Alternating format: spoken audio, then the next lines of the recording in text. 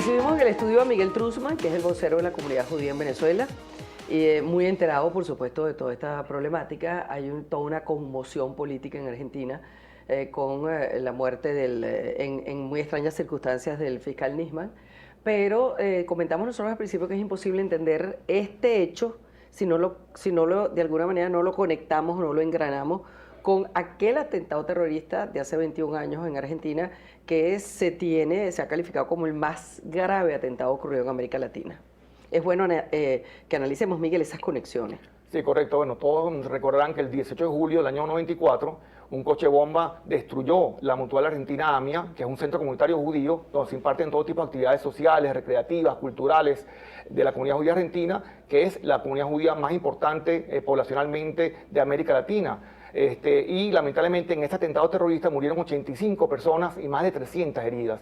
Decíamos que de los 85 personas fallecidas, 67 correspondían dentro del edificio de la Mutual Argentina AMIA, pero también el resto, la diferencia, eran transeúntes, personas que habitaban en los edificios colindantes. Que los agarró la onda expansiva. Exactamente, una onda expansiva que destruyó totalmente el edificio, ¿no? Y en ese momento, por supuesto, causó una gran conmoción porque, como tú dijiste al principio, fue el atentado terrorista más importante por lo dantesco, por lo grotesco, por las víctimas de América Latina en su historia contemporánea. También recordemos que 2 años antes, en marzo del año 92, hubo un atentado terrorista también contra la embajada israelí en Argentina, sí, donde murieron 29 personas y más de 242 heridos. Y esta historia de la AMIA, esta historia de los atentados terroristas en Argentina, pudiéramos remontarla, digamos, dentro de lo que fue la pesquisa inicial de la pista siria al año 88, cuando Carlos Saúl Menem, que era precandidato del Partido Justicialista, buscó fondos en Siria, siendo de origen sirio él, para financiar su campaña electoral dentro del Partido Justicialista. Se dice que en ese momento, cuando él se dirige a Siria,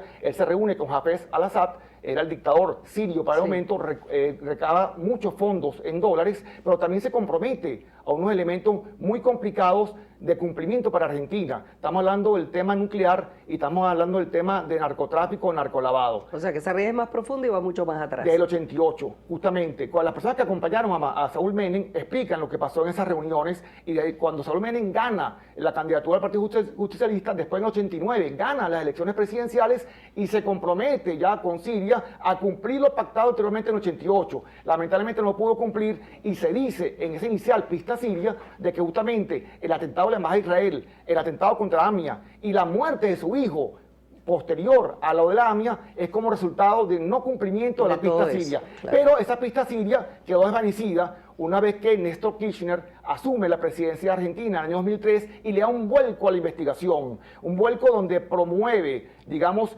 financieramente y abre la causa AMIA nuevamente, y ahí es donde surge el fiscal Nisman, cuando en el año 2004 asume el liderato de lo que fue el grupo investigador, nada más y nada menos, conformado por 46 personas, el grupo más importante de investigación en Argentina. O sea, él le entrega al propio Kirchner, al presidente Kirchner, la investigación. A Nisman en el 2004. Nisman tiene 10 años investigando el caso AMIA, 10 años. Y ahí donde se determina que realmente la pista siria no era una pista real, sino que viene la pista iraní, donde se determina con pruebas, con indicios, con audios, con videos, con testimonios y documentales de que los iraníes tuvieron responsabilidad directa en el atentado, tanto en la embajada de Israel como el atentado de la AMIA. Por lo tanto, en el año 2006, Nisman procede a hacer la imputación oficial de 7 exfuncionarios iraníes y un militante del Hezbollah, que fue el que activó la bomba, el coche bomba. O sea, que ellos están plenamente identificados, lo que no hay es culpables cumpliendo sanción. Están plenamente identificados con órdenes de Interpol, o alerta roja de Interpol, de captura de Interpol con nombre y apellido. Lo que no están es procesados porque no han sido capturados. No puede ser, exacto. Irán no extraditó a los funcionarios iraníes. Estamos hablando, por ejemplo, del caso más importante del señor Mahidi, que fue ministro de Defensa de Irán, nada más y nada menos para la época de la AMIA. El año 2007, una vez que el fiscal Nisman imputa a estas personas, en el 2007 la Interpol ratifica todo lo que había investigado Nisman e emite las alertas rojas de Interpol para la captura de estos funcionarios. Ahora fíjate, Néstor Kirchner, ya el presidente fallecido, el esposo del actual presidente, sí, que falleció hace unos años, le entrega la investigación a Nisman. Nisman llega a estas conclusiones, correcto, o por lo menos consigue la pista iraní. Correcto. Ahora, bajo la presidencia de la esposa de ese señor Kirchner, que es Cristina Kirchner, resulta que ocurre esta muerte extraña de este señor, de la cual muchos dedos se vuelven a señalar a la propia presidenta. ¿Cómo es posible ese vuelco? Bueno, justamente Néstor Kirchner, como todos ustedes saben, fue presidente de Argentina del año 2003 al año 2007 y él fallece en el 2010. Hasta el 2010, Néstor había, digamos, promocionado y promovido realmente la justicia en el sentido de que se conocía la realidad del caso AMIA. Después cuando entra Cristina Kirchner, ella tiene la segunda presidencia ahorita, porque ella entró como primera presidencia en el 2007, ahora en el 2011 ratifica con 54% de popularidad, ganó unas elecciones muy ampliamente y asume el control también de la causa AMIA en el sentido de que la apoya, pero evidentemente se ve que hay un cambio, hay un giro en la investigación del caso AMIA y se determina en los audios, en los sonidos que Nisman con autorización del tribunal, había puesto en diferentes áreas y funcionarios para determinar qué estaba pasando. Y justamente ahí es donde viene toda esta cuestión de la firma del memorándum de entendimiento entre Argentina e Irán en el 2013, donde de alguna forma desvirtúa la actividad judicial para llegar a un acuerdo gobierno-gobierno y determinar la verdad de lo que fue la causa AMIA, cuestión que fue duramente criticada por la comunidad. Mucho a la comunidad judía. La comunidad judía argentina criticó ampliamente, no solo eso, demandó la nulidad de ese memorándum de entendimiento y en el 2014 la Corte Federal Argentina efectivamente declaró nulo ese memorándum de entendimiento. Ahora, no les gustaba porque evidentemente pues si era de gobierno a gobierno, con una especie de entendimiento entre los gobiernos,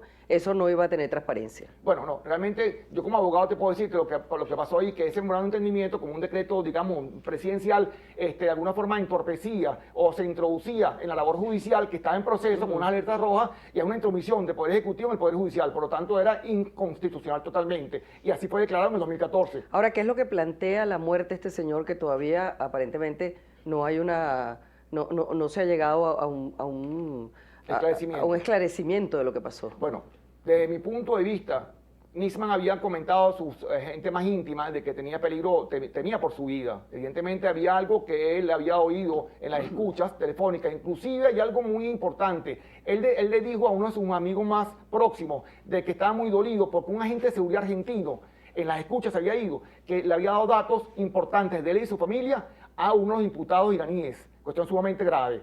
Y además, cuando él regresa abruptamente a Europa a mediados de enero, porque le iban a revocar su nombramiento como fiscal del caso por parte de la procuradora, él regresa a Europa para hacer la denuncia el 15 de enero contra la presidenta Cristina Fernández de Kirchner en relación a todo este escabroso acontecimiento de la AMIA y se encuentra muerto el 18, pero ¿qué pasa? El día siguiente, el 19, él iba a comparecer ante el Congreso para dar toda la información de lo que fue el caso AMIA. Ahora, la muerte de Nisman, desde mi punto de vista, tomando en cuenta los elementos criminalísticos, en función de que no tenía pólvora en las manos y de que la bala que lo asesinó tenía una dirección descendente e implicaba de que aparentemente Nisman estaba arrodillado cuando la persona que lo asesinó estaba de pie. Por lo tanto, la bala tuvo una dirección de arriba hacia abajo y no tenía pólvora en las manos, por lo cual pareciera que fue un asesinato y no un suicidio.